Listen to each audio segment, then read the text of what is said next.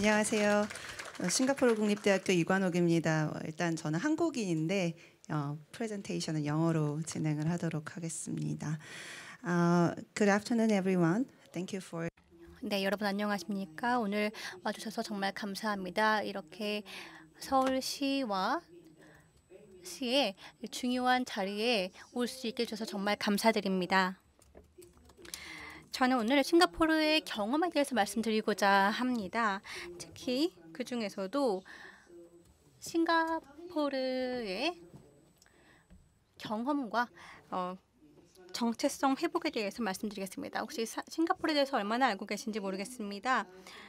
오늘 여러분들께 싱가포르의 수변 보건 사업을 말씀을 드리고 그 다음에는 싱가포르이 이제까지 도시 정체성 회복을 어떻게 해왔는지를 역사적, 문화적 정체성과 자연 정체성 그리고 보존과 기능성 정체성에 대해서 말씀드리도록 하겠습니다. 마지막으로는 수변 보건의 거버넌스에 대해서 말씀드리도록 하겠는데요.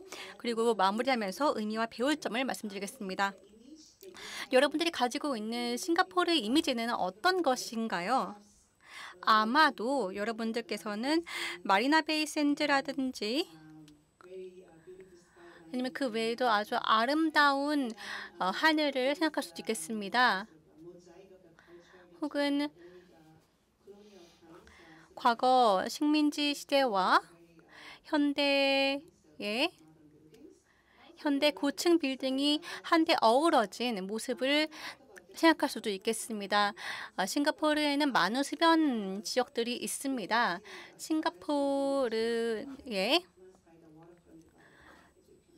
싱가포르의 글로벌 이미지는 수변 문화로 대변된다고 볼 수 있겠습니다. 여러분들이 아마 동의하실 것 같은데요. 실제로 싱가포르에 사는 한 프랑스 사람은 이렇게 얘기했습니다. 바르셀로나, 엠스테르담, 로마와 비슷하지만 봄 날씨에 아시아 정체가 있는 곳이 바로 싱가포르이다라고 설명하였습니다. 또한 싱가포르에 많은 사람들이 가장 선호하는 여행지로 꼽고 있습니다. 실제로 싱가포르에 사는 많은 외국인들이 이와 같은 의견에 동의하고 있고 전 총리였던 고촉동은 이러한 형태의 도시를 실제로 계획했고 여기에 아시아 정치를 더하는 방향으로 도시를 기획했기 때문입니다. 사실 싱가포르의 예전 모습은 우리가 알고 있는 모습과 다릅니다. 과거에는 아주 혼잡하고 좀 더러운 지역이었습니다. 싱가포르에는 많은 사람들이 낚시업에 종사하고 있었기 때문에 많은 보트가 있었습니다. 당시 총리였던 리콴유는 이렇게 말씀하셨습니다. 싱가포르 이미지를 개선하기 위해서 그리고 싱가포르를 조금 더 국제적 위상에 맞는 도시로 만들기 위해서는 하천을 청소해야 한다라고 말씀하셨습니다. 그렇게 하여 수변 보건 프로젝트가 시작되었습니다. 저는 두 개의 하천에 좀 집중하고 싶은데요. 첫 번째로는 싱가포르 강과 두 번째는 칼랑강입니다. 싱가포르 강은 리콴유 총리가 가장 초기에 집중했던 지역입니다. 약 10km 정도의 길이가 되는 곳으로 청계천과 아주 유사한 규모를 가지고 있습니다. 이곳에 가장 중요했던 것들은 싱가포르이 한국보다는 크기는 작지만 싱가포르이 글로벌 시티로 도약해야 된다라는 비전을 가지고 있었습니다. 싱가포르의 강 회복 프로젝트는 우선 3.2km 정도 되는 지역을 해당하였습니다. 이 강은 한강에 비하면 좀 좁은 곳이었습니다. 그리고 수심 역시 조금 낮아서 강이라기보다는 개천에 해당하는 정도의 규모입니다. 그런데 사진에서 보시는 것처럼 여러 보트들이 가득 차 있었습니다. 앞서 말씀드렸던 것처럼 이곳은 어촌이었기 때문에 아주 많은 배가 있었고 이 부두에서 많은 부둣가가 발달되어 있었기 때문에 오염 수준이 매우 심각하였습니다. 리콴유가 이 지역을 청소해야겠다라는 결심을 발표한 이후에 1977년부터 아주 거액의 예산을 들여서 이 지역을 청소하기 시작하였습니다. 쓰레기나 그 외에도 배, 불법 거주자, 행상 등을 이 지역에서 이주시키기 시작했습니다. 이렇게 청소 작업이 완료된 이후에 3개 정도의 키, 즉 부두 지역이 만들어졌는데요. 로버트슨 키, 클라크 키, 보트 키가 되겠습니다. 가장 상류는 마리나베이 샌즈나 혹은 금융센터가 있는 지역입니다. 바로 이곳이 싱가포르 강 부두인데요. 또 다른 제 예시는 바로 칼랑강인데요. 칼랑강은 길이는 약 10km 정도로 청계천과 매우 비슷합니다. 그리고 다양한 거주 지역을 거쳐서 흐르는 강입니다. 여기에는 거대한 맹그로브 습지가 있습니다. 이곳은 사실 청계천과 상당히 비슷한데요. 이 지역을 개발하고자 했습니다. 산업 지역으로서 개발하기 위하여 제 첫 번째 공항이 이곳에 지어졌습니다. 바로 칼랑 공항이라고 불리는 곳입니다. 이것을 하기 위하여 많은 개간 사업들이 있었고 강을 매립해야 했습니다. 이곳을 콘크리트로 덮는 작업들이 진행이 되어서 마지막 사진에서 보이는 것처럼 많은 공장들이 이 지역에 들어서기 시작했습니다. 이렇게 하여 산업지대로서 칼랑강 지대는 개발되었습니다. 그리고 2010년부터 싱가포르 정부는 이 지역에 부흥이 필요하다라고 라는 점을 깨닫기 시작했습니다. 물론 중요한 곳이고 아주 아름다운 곳인데도 불구하고 제대로 환영되지 않고 있다라는 점을 깨달았습니다. 그래서 정부에서는 장기 프로젝트를 실시하여 수변 지역에 많은 오락시설이나 다른 시설들을 만들겠다고 발표하였으며 이 지역에 산책로라든지 그 외에도 여러 가지 자연적인 부분들을 들여오겠다는 발표를 하였습니다. 그래서 이게 칼랑강이고요. 제가 리모컨이 없는데 포인터도 없는데요. 일단은 아래 부분은 강이 하나 보이시죠? 여기서 왼쪽이 싱가포르 강이고 그리고 위쪽이 칼랑강입니다. 그리고 이 강을 따라서 아주 얕은 강들이 펼쳐져 있습니다. 각각 여러 가지 프로젝트가 이 강을 따라 펼쳐지는 것을 볼 수 있습니다. 여기에는 새로운 거주구역과 공원, 산책로, 지하로 등등이 이렇게 새롭게 진행되는 프로젝트에 포함되어 있다는 것을 볼 수 있습니다. 저는 그렇다면 주요한 정책 사업은 무엇인지를 간략하게 소개드리려고 합니다. 우선 이 하천 복원은 URA라고 하는 도시개발청에 의해 주도되었습니다.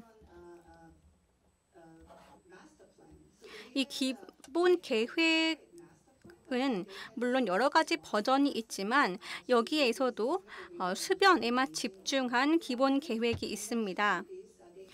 이를 진행하기 위해서 다양한 해외 사례를 통한 사례들을 배웠습니다. 과거에 싱가포르의 지위는 지금처럼 높지는 않았기 때문에 전 세계에 있는 많은 설계자들을 초청하여 다양한 제안 사항을 듣고 이를 기본 계획에 반영하였습니다. 이렇게 하여 도시 계획 프로젝트가 만들어지게 되었습니다.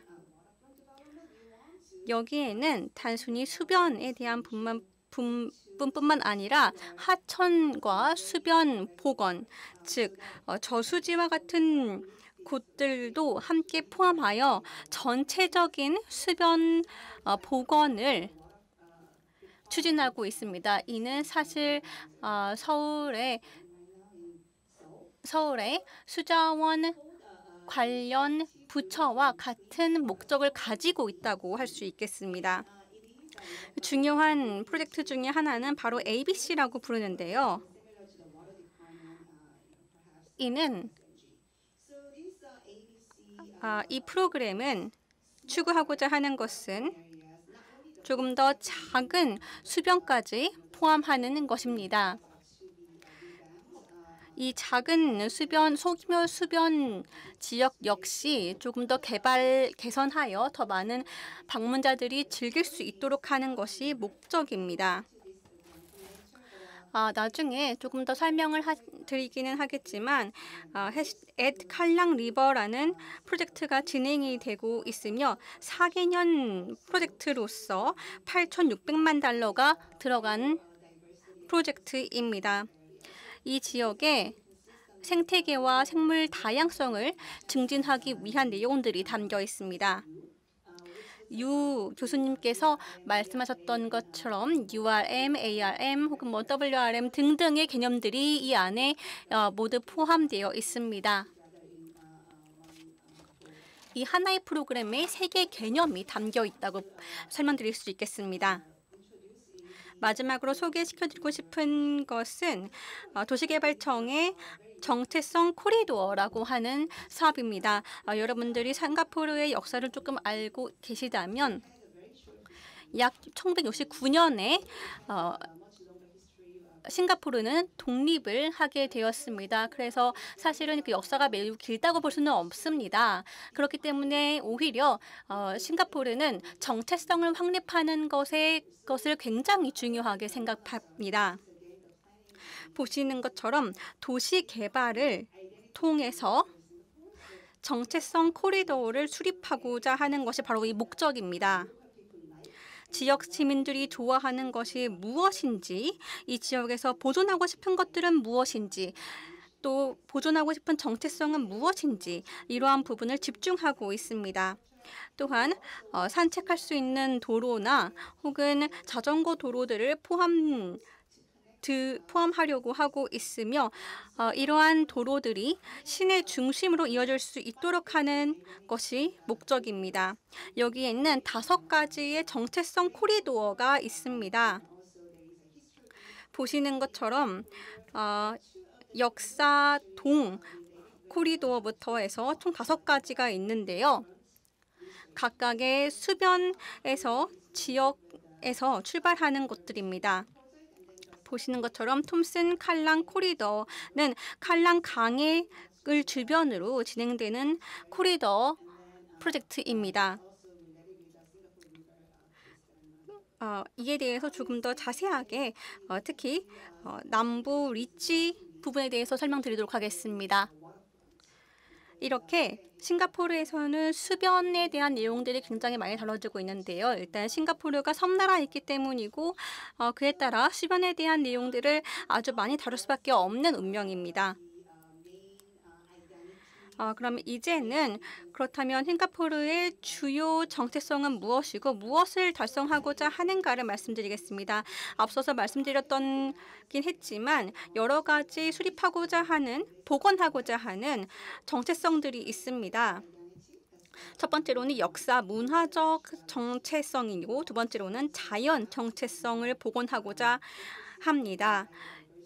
생물 다양성과 생태계를 포함하는 것이죠. 마지막으로는 기능을 회복하는 것이 들어가 있으며 여기에는 경제적인 부흥 등이 들어가 있습니다. 이렇게 싱가포르 정부와 많은 프로젝트는 다양한 정체성과 다양한 측면을 주목하고 있습니다. 단순히 경제적인 뿐만 아니라 기능적인 그리고 자연적인 기능을 주목하고 있습니다. 앞서서 이미 세 가지 모델들이 소개시켜 주셨는데요. 이러한 개념들이 저희 싱가포르의 프로젝트에 포함되어 있습니다. 그렇다면 지금까지 싱가포르가 어떻게 역사적, 문화적 정체성을 회복해 왔는지를 말씀드리겠습니다. 앞서 말씀드렸던 것처럼 이곳은 어촌 지역이었습니다. 사실 근대의 싱가포르가 시작되기 전에부터 여기에는 사람들이 살고 있었으며 약 200년간 이 지역에서 200년간 있었던 어촌 지역이 있었습니다. 이들은 선상 가옥에 거주하였는데요.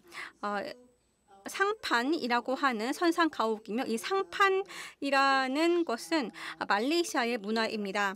그러다가 스탠포드 레포드라고 하는 영국인이 오게 되었는데요. 그래서 싱가포르에 오시게 되면 뭐 스탠포드 레포드 뭐 호텔이라든지 이런 이름들 자주 보이는데 이러한 식민지 역사가 있기 때문입니다. 과거에는 1800년대까지만 하더라도 이 지역에는 많은 어촌 지역으로 인해서 보트라든가 선상 그리고 부두들이 있었습니다. 사실 이 당시에는 싱가포르가 중개 무역의 중심으로서 아시아에서 동남아시아의 중심으로 활동하였습니다. 동시에 많은 산업이 들어오게 되었는데요. 담배 포장지라든지 혹은 그 외에도 제혁이나 염색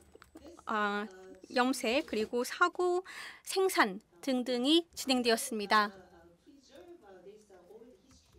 이렇게 오래된 역사를 보존하기 위해서 많은 정책이 보존 지역에 집중되기도 했습니다. 이곳에는 사실 상점들이 굉장히 많은데요. 약 200개 정도 됩니다. 타초 스타일이라고 부르는데요. 사실 중국의 남부 지역에서 온 그런 정치가 느껴지고 아시는지 모르겠지만 싱가포르에 있는 많은 주민들이 사실 중국에서 왔습니다. 약 80% 정도 될 겁니다. 그리고 그 외에는 남부 중국에서 오신 분들이 이 지역에서 거주를 하면서 이런 상가 겸 주거 지역이 발달하게 된 것입니다. 싱가포르 정부는 이 상가 건물들을 보존하기로 결정하였고 이 내부의 기능은 최대한 극대화해야 된다고 결정했습니다. 싱가포르가 워낙 작은 곳이기 때문에 토지 이용하기가 쉽지 않습니다. 그렇기 때문에 가장 중요한 것은 토지를 보존하고 토지를 사용하는 것입니다. 그래서 이 지역의 토지 활용을 그대로 유지하면서 이미 기존에 있는 상가들을 그대로 유지를 하게 되면 이 구역의 건물들을 그대로 보존할 수 있다라는 결론을 내리게 되었습니다. 보시는 것처럼 이 수변에 보시면 다양한 이 부두 근처에 다양한 상점들이 있는 것을 보실 수 있으시고 실제로 아래층에서는 식당이나 혹은 카페로 이용되고 있습니다. 이 지역은 보존구역으로 지정되어 있다는 것을 다시 한번 말씀드리고 싶습니다. 이렇게 하여 문화와 역사적 정체성을 보존하는 방향으로 정책이 수립되었습니다. 하지만 중국 남부의 문화뿐 아니라 그 외에 여러 가지 문화가 있습니다. 말레이시아 문화라든지 혹은 인도에서 수입된 배들도 보여지고요. 또한 싱가포르가 영국의 식민지였기 때문에 유럽의 정치가 나는 부분들도 분명히 있습니다. 그래서 싱가포르 정부는 이러한 다양한 정체성을 싱가포르의 문화적 정체성으로 규정하고자 했습니다. 단순히 중국만의 것이 아니라 여러 부분들의 것들이 한데로 뭉쳐져 있는 것이 바로 싱가포르라고 하는 거죠. 보시는 것처럼 인도에서 온 보트가 있고 또한 이 다리는 유럽의 느낌이 나는 것이죠. 여러분들 잘 아시는 머라이언 상도 마찬가지입니다. 그 외에도 많은 건축물이라든지 혹은 동상 등을 통하여 문화적 그리고 역사적 정체성을 지키고자 한 곳이 바로 이 싱가포르 강 지역입니다. 이번에는 칼랑강 쪽으로 한번 보겠는데요. 칼랑강 지역은 물론 지금도 중요하지만 한때는 사실 잊혀진 지역이었습니다. 이 지역은 인도네시아의 자바 지역에서 비롯되었다고 볼 수 있겠습니다. 그렇기 때문에 이 지역은 원래는 앞서 말씀드렸던 것처럼 산업지구나 혹은 공항으로 쓰였던 것이 더 컸습니다. 그리고 나서는 스포츠 용지로 사용되었습니다. 싱가포르는 작은 국가이기 때문에 야구라든가 혹은 축구 등을 그다지 많이 일어나고 있지는 않습니다. 싱가포르 정부에서는 이러한 스포츠 활동을 일종의 문화 활동으로 부흥시키고자 하는 목표를 가지고 칼랑강 지역에 공공 스타디움을 개장하였습니다. 나중에 이 싱가포르 스포츠 부분을 조금 더 자세하게 다루기는 하겠습니다만 이 칼랑강 지역 역시도 많은 요소들이 들어가 있습니다. 산업에서 스포츠까지 이르는 것들이 다 들어가 있기 때문이죠. 이 산업 지역이 산업의 시대라는 것이 이제 옛 것이 되고 나서 칼랑에 있는 가스 공장이 남게 되었습니다. 그래서 이 가스 공장을 이 지역을 다시 재개발하여 조금 더 물을 활용하고 스포츠를 부흥하고자 했습니다. 그래서 낚시라든가 혹은 스포츠, 카약 등등 여러 가지 수상 활동과 수상 스포츠 문화를 증가시키고자 했습니다. 두 번째로는 바로 자연화입니다. 앞서 부안타파 교수님께서 말씀하셨던 것처럼 NBS와 결이 닿아 있는 것입니다. 아주 유사한 이시라고 볼 수 있겠는데요. 칼랑강 지역은 많은 지역이 사실 콘크리트로 덮여 있었습니다. 사실은 이 두 지역은 공동 사람들이 살고 있는 지역과는 좀 거리가 떨어진 곳이었습니다. 왜냐하면 이곳은 수로로 사용되었던 것이기 때문입니다. 그런데 여기를 공학 기법을 적용하여 재개발을 했습니다. 제가 공학도가 아니라서 이에 대한 기술은 잘 모르기는 하지만 이 당시에 동남아시아 열대야 기후에서 처음으로 엔지니어링에 흙을 사용했던 케이스로 알고 있습니다. 이렇게 넓은 지역에 어떻게 복원 사업이 진행되는지는 사진 자료로서 제시하고 있습니다. 이렇게 하여 다시 물이 이 지역에 들어오고 그리고 주변 식생이 다시 분포하게 되면서 아주 성공적으로 진행되었습니다. 결과적으로 이 지역의 생물 다양성은 30% 정도 증가하였고 배수 능력은 40%가량 증가하였습니다. 앞서 많은 발표자들이 말씀하셨던 것처럼 이렇게 NBS적 기법은 홍수 방지나 혹은 다른 리스크를 완화하는 데 큰 도움이 됩니다. 지금 보시는 것이 바로 자연적 정체성에 대한 사진 자료들입니다.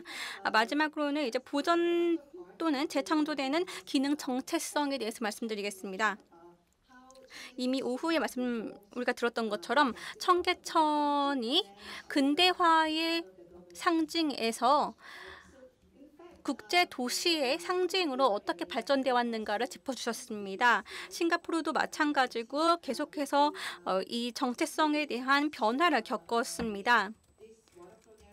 그래서 이 수변 지역이 싱가포르가 현재 글로벌 도시로서의 위상을 갖추는 데 큰 역할을 하였습니다.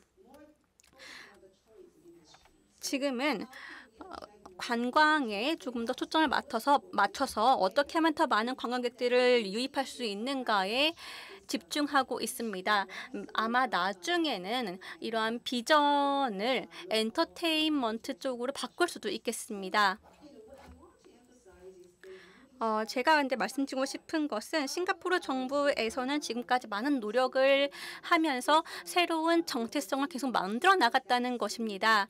이렇게 하여 변화를 계속 거치면서 많은 좋은 도시 설계가 있었다는 점입니다. 물론 일부에서는 이를 불만하는 사람들이 있었는데요. 예를 들면 이 지역이 도대체 현지 주민에게 무슨 의미가 있는가, 관광객이나 혹은 외국인들에게 말고 실제 이 현지에 있는 현지 정체성이라든가 이런 부분은 어떻게 할 것인가에 대한 그런 내용들도 요즘에는 목소리가 나오고 있습니다. 칼랑강 지역은 앞서 말씀드렸던 것처럼 새로운 스테디움이 지금 사업이 진행되고 있습니다. 전체 지역이 지금 재개발 중에 있습니다. 이 지역 외에도 많은 곳들이 주변 지역들이 재개발에 진행되고 있으며 다목적 공간으로 이용되고자 하고 있습니다. 스포츠뿐만 아니라 여러 가지 환경, 문화 혹은 그 외의 다른 측면들을 이 지역에 담고자 하는 것입니다. 그리고 여러분들께 부안타파 교수님께서 앞서 말씀하시긴 했지만 저도 역시 마찬가지로 그렇다면 수변이라는 공간을 어떻게 다목적 공간으로 만들 것인가라는 부분을 말씀드리고 싶습니다. 싱가포르의 도시개발청에서도 역시 펼치고 있는 사업 중에 하나가 다기능 그린 블루 공간 계획입니다. 이 공간 계획에는 녹지와 그리고 강의 공간을 따로 보는 것이 아니라 하나로 본다는 좀 더 총체적인 관점을 가지고 있습니다. 그리고 마리나 보호 역시 마찬가지로 다목적의 보호입니다. 물을 공급하는 역할도 하면서 홍수 관리도 하는 것입니다. 또한 염수를 담수로 만드는 역할도 하고 있으며 많은 엔터테인먼트 요소들도 함께 담당하고 있습니다. 그래서 많은 사람들이 이 지역으로 산책을 오거나 소풍을 놀러 오는 그런 지역입니다. 이렇게 한 수변 공간에 다목적의 기능을 실행하는 것이 싱가포르의 접근법입니다. 그렇다면 이러한 싱가포르의 수변 회복 사업들이 어떤 거버넌스 하에 진행되고 있는지를 말씀드리겠습니다. POB라고 하는 곳이 주로 담당하고 있고요. 지금 보시는 것처럼 여러 가지 부처들이 들어가 있습니다. 여기에 있는 일부 기관들은 사실 부처는 아니기는 합니다. 일종의 공공기관이기는 하고 법정위원회에 해당하는 경우도 있습니다. 예를 들면 무역산업부처부라든가 혹은 문화공동체 부처 등등이 있겠습니다. 그리고 밑에는 법정위원회에 해당하는 URA, 즉 도시개발청이 있고요. 그리고 주거개발보드 역시 있습니다. 그리고 N파크라고 하는 기구가 있는데요. 싱가포르의 그린 프로젝트를 담당하고 있습니다. 그리고 PUB라고 하는 위원회에서는 많은 공공자원들, 전기라든지 혹은 수도 등을 담당하고 있습니다. 이러한 것들이 바로 좀 물리적인 관점에서의 거버넌스입니다. 이렇게 하여 어떻게 문화적 정체성을 계속 유지를 할 수 있고 싱가포르의 이미지를 만들어 나갈 수 있는가에 대해서는 이 밑에 있는 스포츠 SG라고 부르는 스포츠 싱가포르라는 기구가 있고요. 싱가포르 투어리즘 보드라고 하는 곳에서도 마찬가지로 물리적이지 않은 내용들을 다루고 있습니다. 마찬가지로 내셔널 헤리티지 보드라고 하는 NHB라는 기구에서도 마찬가지로 싱가포르의 유산에 대한 내용을 다루면서 많은 사람들이 싱가포르에 놀러 오고 방문하고 싶어 하는 곳을 만들 수 있도록 만들고 있습니다. 이렇게 범부처 협력이 수변 복원 프로젝트에 함께 하였습니다. 이외에도 민간 부분에서도 많은 참여가 있었습니다.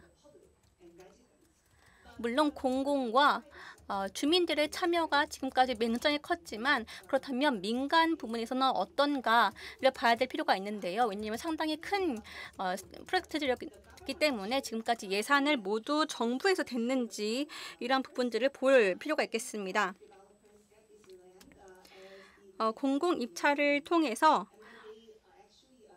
땅을 내어놓고 그리고 민간 분야의 참여를 통해서 이러한 수변 공간의 개발을 사업을 이어갔습니다.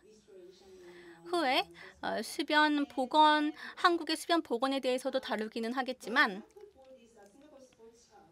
싱가포르 스포츠 허브가 아주 좋은 예시입니다. 많은 민간 협력과 그리고 주민 참여가 있었습니다. 총 5개의 기능이 민간 분야가 주도하였습니다. 실제로 공공 분야에서는 예산을 부담하지 않았고 민간 분야에서 처음에 예산을 들여서 그리고 건설을 하고 운영까지 하였습니다. 이 싱가포르 국립 스타디움의 경우 그렇고요. 정부 측에서는 여러 가지 공공 요금에 대한 부분을 담당하였습니다. 나중에 시간이 진행되면서 민간 분야에 마찰이 조금 있어서 정부에서는 작년에 PPP 계약을 종료하였습니다. 물론 이러한 민간 협력을 할 때 사실 신중하게 다가가야 되는 분들이 있습니다. 이 지역에 살고 있는 주민들에게 어떤 부분이 효용으로 돌아갈 것인가라는 부분을 고려해야 되기 때문입니다. 마지막으로는 민간에서 분야에서 일종의 자발적인 운영과 혹은 유지 활동을 할 수 있게끔 독려하는 것이 중요합니다. 싱가포르에서는 싱가포르 리버원이라고 하는 단체가 있는데요.